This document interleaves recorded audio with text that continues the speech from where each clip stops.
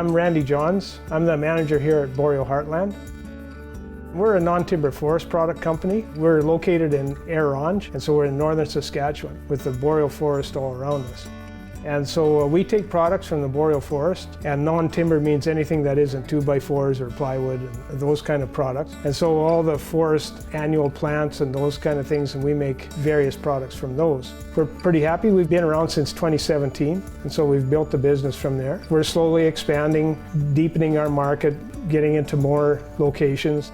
So one of the reasons that we got into the business was because there's a lot of plants that are out there that people don't know very much about and might not know that there's benefits or that you can actually make products from them. As time has gone on, some of the use of the plants has dropped off. So we wanted to see if we could find a way that people could go on their traditional territory and harvest. We knew that there was something that could be done, but we didn't quite know what. So we dived into it and eventually figured out that, okay, there's products and there's markets and so on. And so we started Boreal Heartland.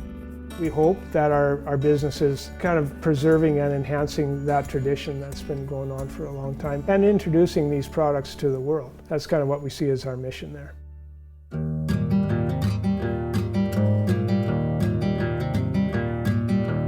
Okay, so we're going to start next door here. We use this building and yard as well. A lot of our processing goes on here. This is all product that's almost dry, but we had to make room in our sheds for the green stuff, and then this stuff's just finishing up drying. So when we're manufacturing our fermented fireweed tea, we put the fireweed through this chopper, and it chops it up as part of the process. That's the finished product. It's chopped up, it oxidizes for a day or ferments, and then we put it into this dryer.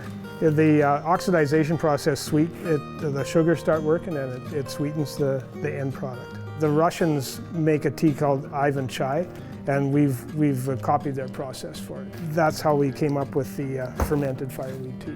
This is a dehydrator. It's got three banks of these trays, so I think it's 390 square feet of drying capacity that it has. We're drying this Labrador tea in here, and this is the premium Labrador tea, and so this is pretty much dry now.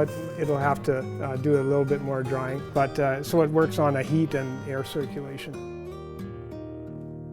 We're going to take a walk through the yard, and I'll show you our drying sheds, which has primarily fireweed in it. I'll talk a little bit about our drying process for the green fireweed and our processing there, and show you how we do our outdoor drying. So follow me.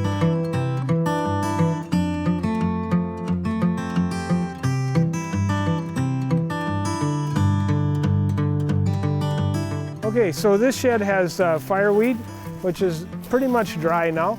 This is about the state that we need it in. We also have some ground up fireweed, but also some birch leaves that are drying in here. So birch leaves is also an ingredient in one of our teas. We figure out how long it takes to harvest the plant, and then we figure out what the end selling price can be, and we set a buying price that's according to that. Some of the products we only need 100 or 200 pounds, so it's kind of hard to get a harvester interested in that. As opposed to the fireweed this year, it's a small harvest, and we bought over 12,000 pounds. So you can put out a public notice and then people can figure it out and you can bring it in volume. It's actually easier to do a large harvest than a small harvest. Everything that we use is wildcrafted by local people that go out and harvest in the boreal forest around us. We do teach a sustainable harvester program, so people learn how to harvest sustainably, identify the plants and so on. We usually go by the rule of thirds. That's kind of a general rule for harvesting. And so 1/3 is for the harvester, 1/3 is for the plant to repopulate itself, and the other third is for the animals and the creator. That's kind of the rule of thirds of wildcrafting.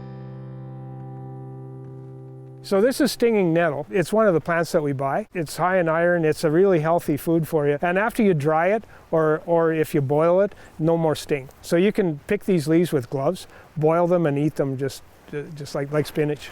So you're welcome to have some if you want. Well, after it's boiled. Yeah.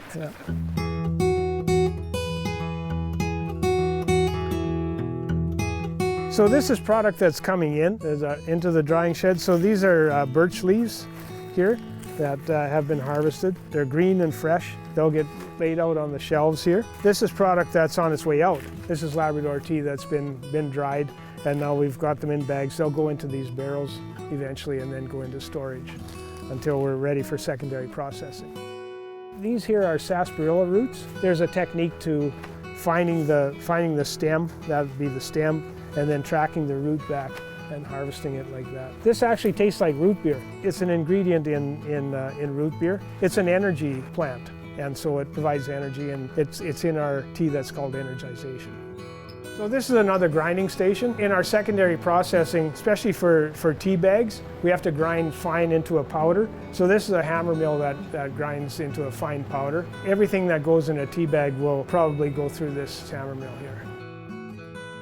This is our packaging room, and over here you'll see Roberto is packaging Labrador tea to eventually go into boxes. But there's 15 tea bags in a package here. The tea bag machine over here, that produces the tea bags, and then you get them over here and ready to be packaged and put into boxes and sold all across Canada.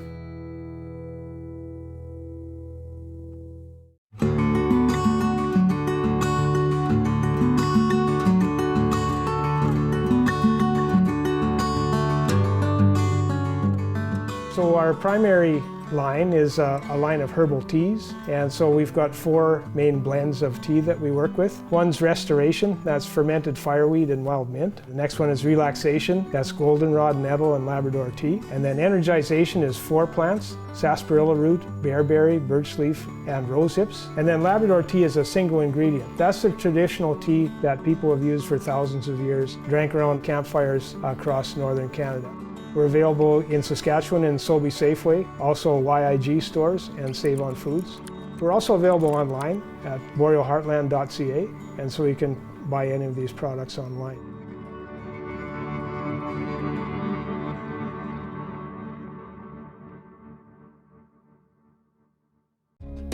If you have program ideas you'd like to see on MaxTV Local, let us know at sasktel.com/local.